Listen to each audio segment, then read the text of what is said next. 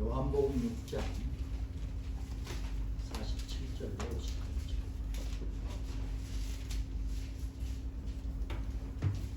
요한복음 6장 47절부터 58절까지 한 절씩 나누어서 교독을 합시다. 47절 요한복음 6장 47절 진실로 진실로 너희에게 이르노니 믿는 자는 영생을 가졌나니 내가 곧 생명의 떡이니라. 너희 조상들은 광야에서 만나를 먹었어도 죽었거니와 이는 하늘에서 내려오는 떡이니 사람으로 하여금 먹고 죽지 아니하게 하는 것이니라. 나는 하늘에서 내려온 살아있는 떡이니 사람이 이 떡을 먹으면 영생하리라. 내가 줄 떡은 곧 세상의 생명을 위한 내 살이니라 하시니라. 그러므로 이제 그리스도로 나타고 이르되 이 사람이 어찌 능히 자기 살을 우리에게 주어 먹게 하겠느냐. 예수께서 이르시되 내가 진실로 진실로 너희에게 이르노니 인자의 살을 먹지 아니하고 인자의 피를 마시지 아니하면 너희 속에 생명이 없느니라. 내 살을 먹고 내 피를 마시는 자는 영생을 가졌고 마지막 날에 내가 그를 다시 살리니. 내 살은 참된 양식이요 내 피는 참된 음료로다. 내 살을 먹고 내 피를 마시는 자는 내 안에 거하고 나도 그의 안에 거하나니. 살아계신 아버지께서 나를 보내심에 내가 아버지로 말미암아 사는 것 같이 나를 먹는 그 사람도 나로 말미암아 살리라. 이것은 하늘에서 내려온 떡이니 조상들이 먹고도 죽은 것과 같지 아니하여 이 떡을 먹는 자는 영원히 살리라. 아멘. 우리가 성찬식 때마다 이렇게 읽고 듣는 그런 말씀 중에 하나죠. 하나님의 몸된 교회에 중요한 성례가 있죠. 교회는 반드시 성례가 있거든요. 성례전이라고도 하죠. 성례. 하나님 교회에서 치러지는 중요한 예식이 두 가지 있죠. 그 성례가 두 가지가 있죠. 성찬과 세례 예식. 굉장히 중요한 예식입니다. 오늘은 잠시 후에 성찬식이 이제 거행이 되는데요. 이 성찬을 행하는 가운데 하나님의 현현, 그러니까 하나님을 체험하고 주님의 임재를 체험할 수가 있습니다. 오늘은 이 오랜만에 거행하는 이 성찬 예식인데요. 그래서 성찬을 통해서 우리가 다시금 하나님의 그 크신 사랑과 은혜를 다시 기억하고 또 감사하고 찬양을 드리면서 어떤 마음으로 드려야 될까, 어떤 자세로 드려야 될까 다시 기억하는 그런 시간이 됐으면 좋겠습니다. 우리가 이 땅을 살아가면서 행복하게 살아가기를 다 원하죠.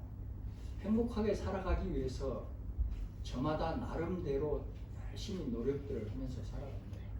이렇게 살고 저렇게 살고 이런 방법을 선택을 하고 저런 방법을 선택을 하고 여러 가지를 선택을 하고 행하면서 그렇게 살아가게 돼요. 어떻게 하면은 정말로 행복하게 살아갈 수 있을까? 어떻게 하면은 정말로 하나님의 은혜 가운데 복되게 살아갈 수 있을까 하는 거예요. 우리 민영 자매도 찬양 인도를 하면서 신앙 고백을 했지만 참 그런 것들이 다 행복하게 살아가기 위한 생각이고 방법처럼 그렇게 보여지고 거기에 또 올인하게 되는 겁니다. 돈이 좀 있어야 될 것 같고 정말로 남들이 들고 다니는 메이커 핸드백도 한번 들어보고 싶고 유명한 메이커 옷도 한번 입어보고 싶고 정말로 꿈에서 생각하는 그런 멋진 남자도 한번 만나보고 싶고 정말로 떵떵거리면서 일본 와서 성공했다는 소리도 한번 들어보고 싶고 그런 거잖아요. 그럼 그게 누구나가 다 갖는 생각이에요. 저는 촌놈 출신이라 더해요. 촌놈들은 더 하는 거예요. 그 생각을. 그럼 어떻게 하면은 행복하게 복되게 살 수 있냐 하는 거예요. 돈이 우리에게 행복을 줍니까? 이렇게 우리 각자에게 이 세상 사람들에게 전부 다 물어보면은 제가 추측하기에는 제 생각이 안 맞을 수도 있는 거예요. 제가 추측하기에는 몇 사람 없을 것 같아요. 누구나가 다 돈이 결코 행복을 주지는 않습니다. 이렇게 다 생각을 해요. 그러면서도 물질에 너무나 우리가 치우쳐 있는 거예요. 마치 물질이 다 해결하는 것처럼 그렇게 세상은 몰아가고 그 몰아가는 세상 속에 우리가 살기 때문에 물질이 너무 거기에 취해 있는 거예요. 그래서 물질도 중요하잖아요. 물질도 우리에게 행복을 주는 한 가지 요소예요. 하나님이 주신 복이고. 그런데 그 물질에 너무 취해 있으니까 다른 걸 다 잊어버리는 거야. 잃어버려 다른 거를. 다른 걸 안 잃어버려야 되잖아. 다른 것도 소중하게 생각하고 중요하게 지니고 있어야 되는데 그놈은 물질 때문에 다 잃어버리는 거야. 다른 거 소중한 걸 중요한 거를. 그래가지고 진짜로 돈을 좀 벌었어. 물질만 덜렁이 있어. 어떻게 돼? 여러분들 다 보셨지 주변에? 사람 베리는 거야. 거기에 절대로 행복을 놓쳐버리는데 어떻게 행복하게 살 수 있습니까? 물질만 가지고, 돈만 가지고. 오히려 더 힘들게 되는 거예요. 그 돈이 나를 잡아먹어 버린다니까. 오히려. 그러니까 물질도 중요해. 물질이 있어야지. 근데 다른 것을 행복할 수 있는 다른 요인들을 잊어버리지 말아요.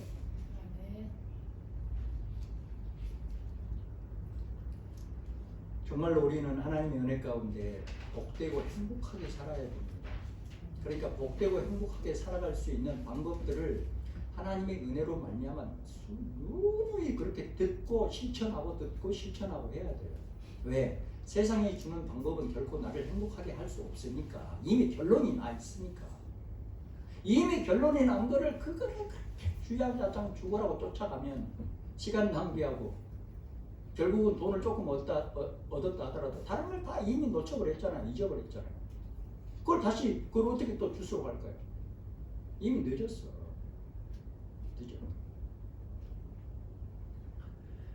그래서 이 세상을 살아가면서 가장 지혜롭고 현명한 사람이 누구냐? 우리는 늘 말씀 가운데 지혜와 슬기로움을 배워야 됩니다. 똑같이 돈을 벌고 복되게 살아가려고 애를 쓰는데 어떻게 하면 지혜롭게, 어떻게 하면 슬기롭게 할 것이냐? 정말로 어떻게 하면 내가 행복을 쟁취할 거냐? 여기에 초점을 맞춰야 돼요. 그래서 정말로 지혜롭고 현명한 사람은 그 가치관을 정립을 잘해야 돼요. 가치관. 나는 너 가치관이 뭐야? 그러면 맹 해가지고 아무 생각이 없이 그냥 돈만 바라보고 사는 거예요. 우리 생각을 한번 진지하게 해봅시다. 아무 생각이 없이 돈만 바라보고 돈만 쫓아가는 사람한테 어떻게 돈이 벌리겠습니까? 어떻게 그 사람이 돈을 가질 수 있겠어요? 아무 생각이 없는데. 그리고 그 사람한테 설사 돈이 좀 생겼다 하더라도 더 위험한 거라니까. 그 사람은. 왜? 방법을 모르니까. 맹하니까. 어떻게 돈을 벌어야 하며 번 돈을 어떻게 사용해야 할지 맹하니까 오히려 위험한 거예요. 자, 다시 한번 우리 기억해 봅시다. 어떻게 행복하게 복되게 살 거냐. 정말로 지혜로운 사람, 현명한 사람이 어떤 가치관을 갖고 있어야 하느냐. 그 가치관이 이 땅의 가치관을 가지면 안 돼요. 하늘의 가치관을 가져야 돼요. 네. 잘 들어보세요. 이게 이론적인 게 아닙니다. 이 세상적인 가치, 상대적인 가치를 가지지 말고 절대적인 가치를 가져야 된다. 이렇게 요점을 말씀을 드릴 수 있는데, 이 땅의 가치, 상대적인 가치는 뭐예요? 이 땅의 가치, 고급 핸드백. 난 요즘 브랜드를 얼른 기억이 안 나. 아무튼 멋진 옷, 멋진 차, 멋진 집. 상대적인 가치. 너는 나보다 돈이 더 많은 것 같아. 너는 나보다 더 좋은 거 입고 다니는 거. 나는 뼈다귀 해장국 먹었는데 너는 갈비 뜯었다면서. 이런 가치들은 언제라도 변하는 거예요. 언제라도 변해버려요. 언제라도. 내가 그걸 변하지 못하게 잡을 수가 없어. 시시각각으로 변해가. 자고 나면 변해 있어. 눈을 뜨고도 변하대. 이 사기꾼들 봐봐. 내가 눈을 뜨고도 있는데 이쪽에다가 같은 자리에 앉아서 여기다 이 말하고 저기다 저 말하고. 철면피야, 철면피. 야, 진짜 철면피들 많아. 우리가 신앙인이어서 차마 그 자리에서 야! 하고 말을 안 하니까 이 사람들이 철면피가 돼 있다. 특히나 교회 안에서. 목사 나서 차마 큰 소리 보죠. 아, 예. 아, 예. 그랬어요. 하니까 정신이 없어. 정신 좀 차리자고요. 우리 진짜. 제가 정신 좀 차립시다. 정신을 좀 차리고 있으면 들려주고 보여지잖아요. 절대적 가치를 가져야 된다. 이 말은 변하지 않는 가치. 지진이 와도 태풍이 불어도 사람이 누가 죽어 자빠져도 누가 무슨 말을 해도 변하지 않는 그 가치관을 가지고 있어야 전진해 갈 수 있다. 그래서 지혜롭고 현명한 사람은 그 무엇보다도 먼저 영혼의 구원이 소중함을 알고 그 문제를 먼저 해결하는 사람이에요. 예수를 믿고 영혼 구원을 얻고 영생을 지니고 있어야 됩니다. 이게 가장 중요하고 가장 먼저 해결해야 하는 거예요. 이 속에 하나님의 역사가 있게 됩니다. 여러분 상식적으로 한번 생각해 보세요. 하나님이 누구를 도우겠습니까? 하나님을 안 믿는 사람을 도울 수가 있겠습니까? 하나님의 은혜를 간절히 삼하고 하나님을 사랑하고 하나님 나 좀 도와주세요. 하나님의 은혜를 간절히 구하는 사람에게 하나님의 사람에게 하나님이 도우심을 주실 거 아니겠어요? 하나님과 관계없는 사람, 상관없는 사람한테 하나님이 왜 은혜를 주십니까? 무엇 때문에 은혜를 주시겠어요? 오늘날 교회를 다니는 수많은 기독교인들이 이 착각에 빠져 있는 거예요. 교회만 가면 예수를 믿는다고만 하면 목사님한테 부탁만 하면 한 개도 맞는 게 없잖아요. 목사님한테 부탁해서 해결될 일도 아니고 교회 나간다고 해서 해결될 일이 아니잖아요. 그렇죠. 이 착각에서 벗어나야 합니다. 착각에서. 우리가 예수를 믿는 궁극적인 목적이 뭐예요? 우리가 예수를 믿는 목적. 왜 예수를 믿습니까? 구원을 얻기 위해서. 부자 되기 위해서가 아니고 구원을 얻기 위해서. 일단 구원을 얻고 하나님의 자녀가 돼야 하나님과 관계가 되잖아요. 교회를 다닌다고 하나님과 관계가 있냐? 너 없어.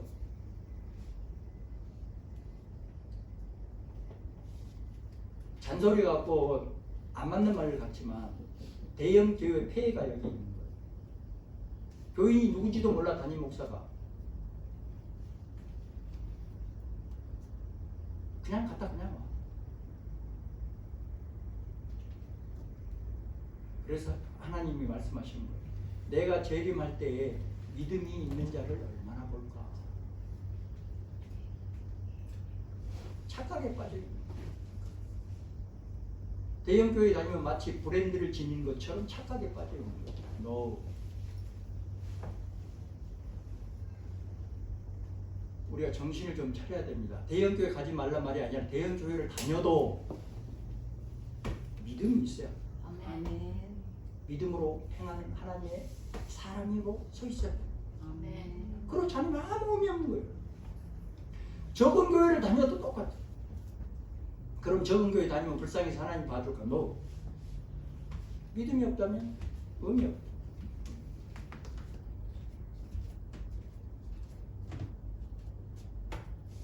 예수님이 이 땅에 오신 이유, 우리 구원을 위해서, 오직 구원을 위해서, 하나님의 자녀로 삼아주시기 위해서, 2차적인 문제를 해결하기 위해서. 일단 내가 하나님의 사람으로, 하나님의 자녀로 딱 돼 있어야 됩니다. 내가 하나님의 사람도 아니고 하나님의 자녀도 아닌 하나님과 관계없다. 예수님께서 이 땅에 오시면서 사역을 하시면서 여러 가지 기적을 막 일으키시잖아요. 이적도 보이시고 표적도 막 일으키시고 그러시잖아요. 막 병든 자 낫게 해버리고 귀신도 막 예수님의 이름으로 명하노니 귀신아 떠나갈지어다. 그러니까 막 귀신도 도망가 버려. 왜 그렇게 하셨을까? 뭐 때문에? 우리를 구원하기 위해서. 자, 나 잘 봐라. 내가 막 귀신도 쫓아내지, 사람 병도 고쳐버리지. 이거 잘 봐라. 내가 하나님의 아들이야. 내가 메시아야. 나를 믿어야 돼. 이걸 보여주시기 위해서. 안 그러면 안 믿으니까 사람들이. 교회도 여전히 똑같아요. 제가 8층에 동경비전교회를 세우고 처음에 고민했던 첫 번째 이유가 뭔 줄 아십니까? 이 동네 와서 보니까 샤머니즘 굉장히 강한 동네예요. 미신 무당이 굉장히 강한 동네. 그래서 저 사람들을 어떻게 하나님의 사람으로 만들 수 있을까? 저 사람도 달고 다른 사람들인데 세상 살 만큼 뭐 산 사람들인데 이 교회 저 교회 있는 대로 다니던 사람들인데 그래서 하나님께 기도했어요. 하나님, 제가 할 수 있겠습니까? 그래, 넌 할 수 있다. 기도 많이 했잖아요. 하나님, 내게 기적과 이적과 표적이 나타나게 하옵소서. 그래. 네. 엄청나게 기적과 이적과 표적이 나타났어요. 그래서 그러니까 믿은 거예요.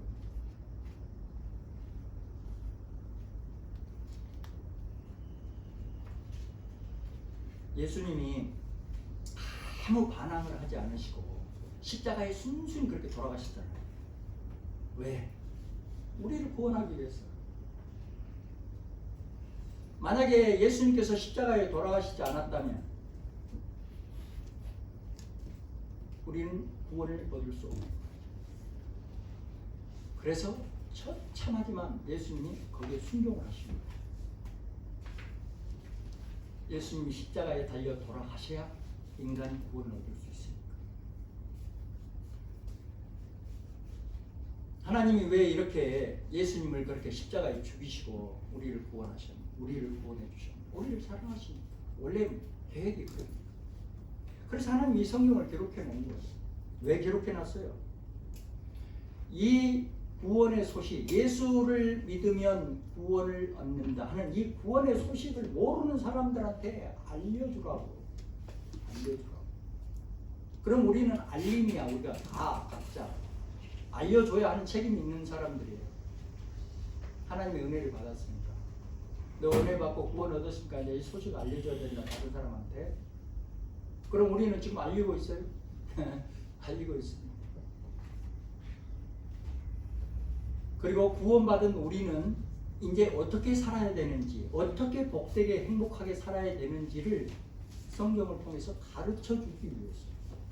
우리 날마다 목사를 통해서, 설교를 통해서, 교육을 통해서 알려주고 있는 거예요. 그러면 배워야 되잖아요. 배워서 복되고 행복하게 살아가는 방법을 터득을 해야 될 거예요.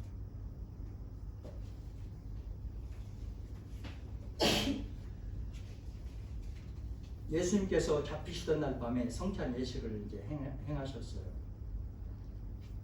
예수님께서 이 성찬 예식을 행하신 뜻이 뭐냐면은 내가 죄인을 살리기 위해서, 죄인을 구원하기 위해서 내가 십자가에서 죽을 거야. 이거를 미리 말씀해 주신 설교예요. 이 성찬 예식. 성찬 예식을 진설하시고 나서 예수님이 말씀하신 게 그게 설교예요. 설교. 오늘날로 말하면 나 너희들 구원을 위해서, 이 세상의 인간들의 구원을 위해서 내가 십자가에서 죽을 것이다. 그 설교인 거예요. 그래서 이 성찬의식은 예수님께서 우리 인류 구원을 위해서 십자가에서 달려서 죽으신 것, 살과 피를 찢기고 흘리신 것, 이거를 기억하는 거예요. 기억하는 거예요. 뭘 하라는 말이 아니라 기억하는 거예요. 하나님께서 독생자 예수를 이 땅에 보내시고 우리의 구원을 위해서, 우리의 죄악된 인간들을 죄로부터 벗어나서 구원을 하기 위해서 십자가에서 우리의 모든 죄의 악을 짊어지고 죽으셨구나. 그래서 우리가 죄 사함을 받고 구원을 얻었구나. 그거를 기억하라.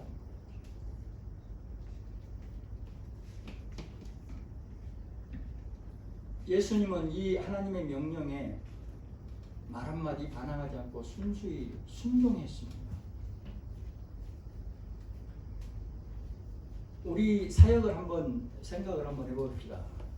예수님의 우리 인류 구원을 위해서, 나를 구원하기 위해서 그렇게 모진 고통을 당하시고 물 한 방울까지 다 쏟으시면서 그 처절한 그런 고통 가운데 죽으시면서 고개를 떨구시면서 말씀하시잖아요.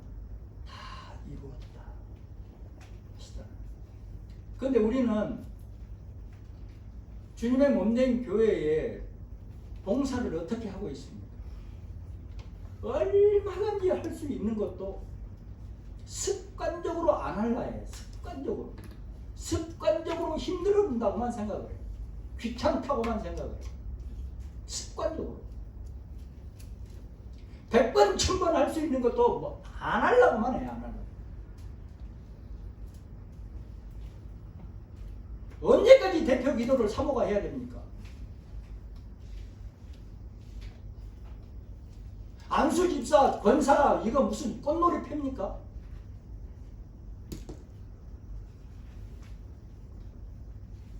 답답해요, 진짜 답답해. 가만히 생각해 보면 제가 여러분들에게 뭐 나무라는 말씀을 드리는 게 아니고 가만히 생각해 보면 그래요. 하나님의 은혜와 복 가운데 우리 복되고 행복하게 살아야 되잖아요. 그냥 그 복과 행복이 그냥 어느 날 갑자기 하늘에서 뚝 떨어져 있습니까? 답답한 거예요, 진짜. 현실적인 문제도 그렇습니다. 교회가 부흥 발전하려면 충성 헌신해야 돼요, 여러분들이. 저와 여러분들이 함께 충성 헌신을 해야 그만큼 교회가 부흥 성장을 하는 겁니다. 다 안 하려 그러면 다 나름대로 그러면은 어떻게 그 교회가 부흥 성장하겠습니까? 뻔하잖아요. 저 순복음교회 하는데 저 순복음교회가 저렇게 부흥 성장하는 거 여러분 잘 아시잖아요. 어떻게 해서 저렇게 부흥 성장을 했는지. 정말로 충성 헌신하는 자들이 있었기에 저렇게 지금 부흥 성장에 있는 거예요. 동경에 와서 보니까요, 한국에서 그 생각했던 것보다도 한국 교회들이 많고 부흥 성장한 교회들이 생각했던 것보다 많더라고. 그래서 몇몇들 이렇게 가만히 이렇게 내가 평정 사역할 때 이렇게 많이 돌아다녀서 보니까 부흥 성장한 교회는 여전히 충성 헌신하는 자들이 많아요. 또 안 되는 교회가 이렇게 가만 돌아다니면서 이렇게 쭉 보니까 목사님들부터 그러더만. 목사님들부터 아이 목사님 일본은요 원래 그래요. 아 사람이 없어요. 목사부터 그러더라고. 목사부터. 그래가지고 가만히 이렇게 보면은 한 사람 정도가 충성 헌신해. 그래가지고 힘들어. 더 이상 전진도 안 되고 혼자서 그렇게 헌신을 하니까 그 사람 얼마나 힘들겠어요. 결국은 뒤로 뻥 떨어져가지고 넉다운 돼버려. 실족돼버려. 그게 무슨 일이야. 제발 좀 우리 정신을 좀 차립시다. 하나님의 영광을 위해서 그리고 본인의 행복을 위해서 목사 벌 것도 없어요. 목사 벌 것도 없어요. 하나님 바라보고 자신의 행복을 위해서 열심히 하셔야 됩니다. 열심히. 하나님과 늘 관계된 사람으로 서 있어야 되는 거예요. 하나님과 관계가 없다면 교회를 못하러 다닙니까? 의미 없잖아요. 의미 없어.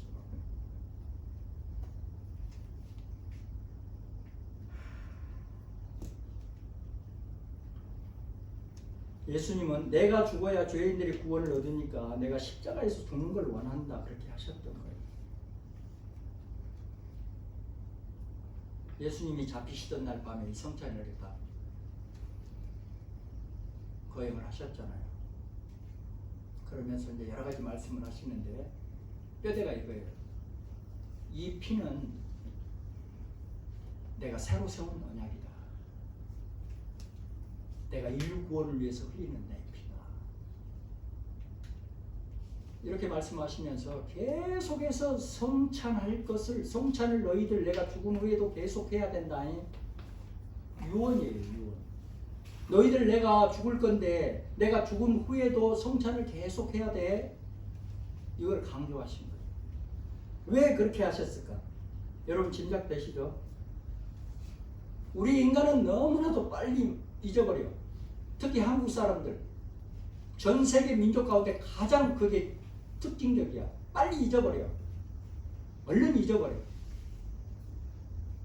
그래서 성찬식을 이렇게 제정을 하시고 내가 다시 올 때까지, 재림할 때까지 너희들 잊어버리면 안 돼. 꼭 기억하고 있어야 돼. 이거예요. 초점이. 절대로 잊어버리지 마라. 기억하고 살아야 된다. 잊어버리지 마라. 기억해야 돼. 그러니까 성찬식을 하면서 잊어버리면 안 된다. 잊지 말고 기억하라는 겁니다. 뭘? 하나님의 그 숭고한 사랑과 은혜를 잊지 말라는 거예요.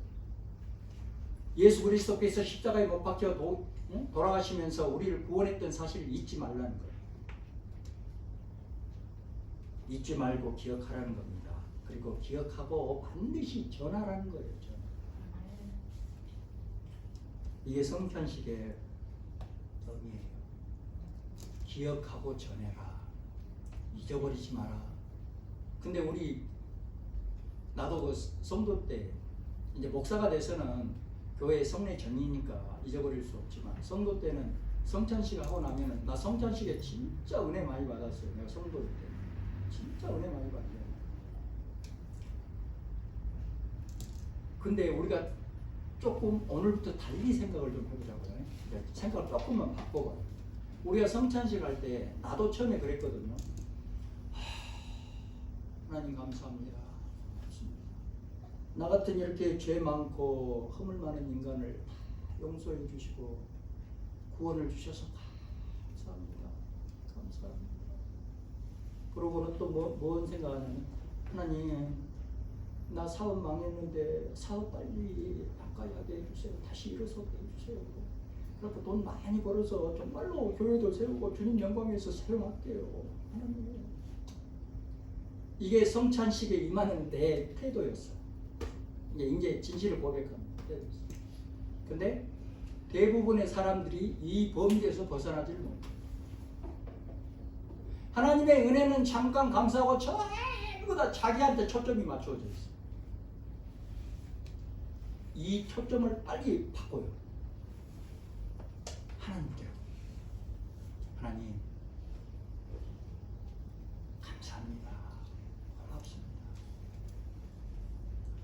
등등등등등 감사 조건을 쭉 생각하시고 고백하시고 하나님 이제 나도 하나님의 사람으로 하나님의 영광을 위해서 뭔가를 하고 싶어요. 나를 좀 붙들어 사용해 주옵소서.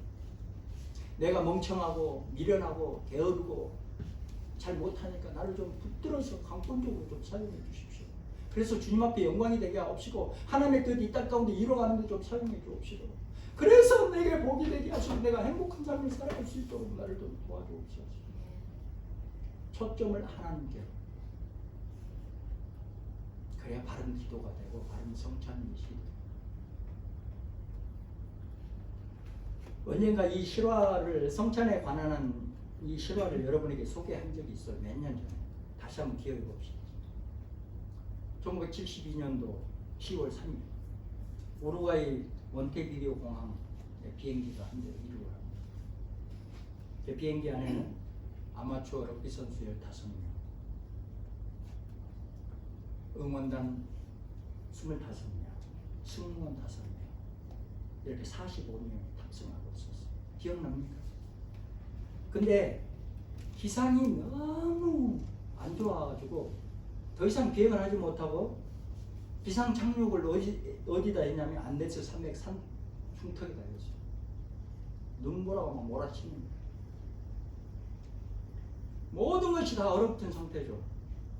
그 비행기 안에 식량도 없어요. 45명이 67일간 극심한 추위와 배고픔 속에서 사투를 벌였습니다. 그래서 결국 67일 만에 살아난 사람이 몇 명이냐면 16명. 나머지는 다 얼어 죽은 거예요.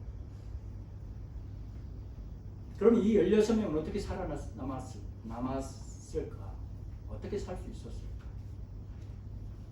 이 사람이 살 수 있었던 건 뭐냐면 물도 없어, 식량도 없어, 없잖아. 뭐 비행기 안에 한 끼 먹을 정도밖에 없잖아요. 다. 이 사람들이 살아날 수 있었던 게 뭐냐면 죽은 사람들의 시체를 뜯어먹고 살아날 수 있었어요. 날씨가 너무 추워가지고 50도, 영하 50도 이하로 내려가기 때문에 시체가 썩지 않고 얼은 거야. 그러니까 뜯어먹을 수 있는 거야. 그래서 생명을 연장하고 살아나고. 나중에 이제 이 중에 한 사람이 이제 간증을 했는데 생존자 중에 호세라고 하는 청년이 훗날 생생하게 간증을 합니다. 이 청년은 어려서부터 주일 학교하고 성찬식에 한 번도 빠진 적이 없다고 간증을 해요. 나는 주일날 주일 예배와 성찬식에 한 번도 빠진 적이 없었다. 그러면서 이렇게 이제 신문에 난 기사 그대로 제가 읽어드릴게요. 교회에서 수없이 성찬에 참여했으나 기계적으로 습관적으로 빵과 포도주를 먹은 것뿐이었고 성찬의 뜻이 내 가슴에 와 닿지를 않았었습니다.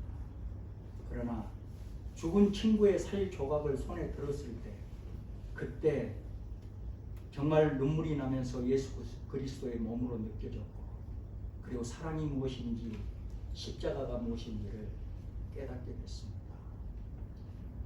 이 청년은 참 지혜롭죠. 이 호세라고 하는 청년은 성찬식에 다 참여를 했겠죠. 근데 의미를 몰랐다는 거야. 그게 습관적으로 그냥 오늘 성찬식이구나. 그런데 아사 직전에 친구의 살을 먹으면서 성찬의 참 의미를 알았다. 이렇게 훗날 간증을 해요. 그럼 우리들은 어때요? 우리들도 호세하고 비슷한 점이 많죠? 오늘 성찬식이 아니구나. 습관적으로 성찬에 참여할 때가 너무 많다. 오늘 성찬을 통해서 정말로 성찬의 의미를 우리가 다시 깨닫고 진실한 마음으로 참여해서 여러분 삶 가운데 주님과 동행하는 그런 귀한 삶을 되시기를 간절히 소원합니다. 그럼 가장 중요한 우리 이제 잊지 말고 기억을 하자고요. 성찬에 참여하는 마음, 그 자세는 어떻게 하는 게 제일 좋을까? 우리 다시 딱 오늘 기억을 하고 이제 성찬식 할 때마다 그렇게 하자. 무엇보다도 먼저 어떻게 해야 돼? 감사한 마음으로 참여. 감사. 뭘 감사해? 나를 구원하기 위해서 독생자 예수를 이 땅에 보내시고 죽게 하신 하나님의 그 숭고한 사랑과 은혜를 감사해야 되잖아요. 나를 하나님이 구원하시려고 독생자 예수를 죽이시면서까지 나를 구원해 주셨구나. 또 나를 구원하기 위해서 모든 고통과 아픔 속에서 피와 살을 다 찢기시고 흘리신 예수님의 그 숭고한 희생 감사해야죠. 우리가 먹는 이 빵 한 조각, 포도주 한 조각, 한 잔, 이게 십자가에 찢기신 예수님의 살과 피를 의미하는 거예요. 그래서 그걸 마시면서 기억을 하라. 먹고 마시면서 기억하라. 잊지 마라. 기억해야 돼. 절대로 잊어버리면 안 돼. 기억하면서 살아야 된다. 두 번째, 회개하는 마음으로 참여해야죠. 예수님은 우리를 위해서 그렇게 살과 피를 다 찢기시고 쏟으시고 죽으셨는데 나는 지금 뭐하고 있냐? 나는 지금 뭐하고 있냐? 깊이 생각해야 돼요. 여러 가지가 있지만 그동안 우리가 하나님의 마음을 얼마나 아프게 했을까. 그리고 지금 나는 하나님의 마음을 정말 시원하게 해드리면서 사냐, 아프게 해드리면서 사냐 생각을 해봐야 돼. 철저하게 회개해버리면 되니까. 또 알게 모르게 지은 허물과 죄들, 또 이 모양 저 모양으로 서로 상처를 주고 받았던 허물들 회개해야죠. 세 번째, 헌신을 결심을 해야 되죠. 우리가 이 땅을 살아가면서 예수님의 성품을 닮아서 남에게 본이 되는 삶을 살고 내게 주신 건강, 시간, 물질, 달란트, 은사들 모든 것을 선하게 쓸 것을 결심해요. 하나님 나라와 그 뜻을 이루어드리기 위해서 주님의 몸인 교회 부흥을 위해서 세계 선교를 향한 그런 비전인 거죠. 스스로 자원하는 심령으로 막 안 하려고만 하지 말고 귀찮게만 생각하지 말고. 근데 이렇게 가만히 생각해 보면 제가 목사가 돼서 이제 이런 생각을 하게 된 거예요. 저도 성도였으면 지금 이 생각을 아마 못할 수도 있죠. 근데 목사가 돼서 목회를 하면서 이렇게 생각을 해보니까 귀찮게 생각하고 안 하려고 하고 비대고 그러면은 너만 손해라니까. 늘 얘기지만 너만 손해야. 목사 손해도 아니고 교회 손해도 아니고 너만 손해인 거야. 교회가 없어져 버려도 여러분 착각하면 안 돼요. 교회가 없어져 버려도 너만 손해야. 절대로 착각하면 안 돼요, 여러분. 정말로 이 착각에서 벗어나시기 바랍니다. 이 교회 아니면 다른 교회 없어? 너만 손해야. 하나님 주신 시간, 물질, 생명을 바치고 헌신을 결심하셔야 돼요. 하나님을 위해서, 나를 위해서. 마지막으로 성령님의 은혜를 간절히 간구하면서 임해야 되죠. 사람이 아무리 많은 걸 계획하고 또 결심을 해도 성령님이 도와주시지 않으면 무용지물인 거 여러분 아시죠? 신앙생활 여러분 오래 하신 분들은 더더욱. 하나님의 일을 이루기 위해서 정말로 당찬 내 비전을 이루어가기 위해서는 성령님이 함께 하시고 은혜를 주시고 도와주셔야만 합니다. 그래서 성령님 저와 함께 해주옵소서. 미련하고 우매한 저를 불쌍히 여기시고 붙들어서 인도해 주시옵소서. 성령님의 은혜를 간절히 간구하셔야 됩니다. 저도 뭔가 잘하고 싶어요. 근데 잘 안 돼요. 하나님 나를 붙들어 주옵소서. 주님이 친히 나로 하여금 확실하게 깨달아 알게 해주시고 행할 수 있도록 믿음도 주시고 때마다 시마다 미련한 나를 붙들어서 좀 인도해 주옵소서. 간절히 성령님의 은혜를 간구하셔야 됩니다. 자, 그러면 성찬에 참여한 우리 모두에게 하나님은 어떤 복을 주실까? 또 우리의 초점이 또 여기에 중요하니까 저와 여러분이 감사함으로 회개함으로 헌신을 결심하고 성령님의 은혜를 간절히 구하면서 참여하면 첫 번째 우리의 심령이 깨끗해져요. 심령이 깨끗해야 하나님과 교제를 할 수 있잖아요. 또한 어떤 복을 주시자? 죄를 대적하는 능력을 주셔요. 예수님의 이름으로 담대히 물리쳐버릴 수 있는 능력이 주어집니다. 또 고난과 유혹을 이기는 능력이 주어집니다. 특별히 하나님께서 하늘문을 여시고 신령한 은혜, 우리가 생각지도 못한 신령한 은혜를 우리에게 주시는 것입니다. 이 자리에 아직 세례받지 못한 분 계십니까? 안 계시죠? 저와 여러분 모두가 마음과 뜻과 정성을 다해서 하나님을 사랑하고 이웃을 사랑하고 그리고 주님의 몸된 교회에 하나님께 헌신하시기 바랍니다. 충성하시기 바랍니다. 그래서 날마다 때마다 일마다 주님과 동행하는 그런 행복한 삶이 되시고 구원과 영생을 확증받는 저와 여러분 되시기를 주님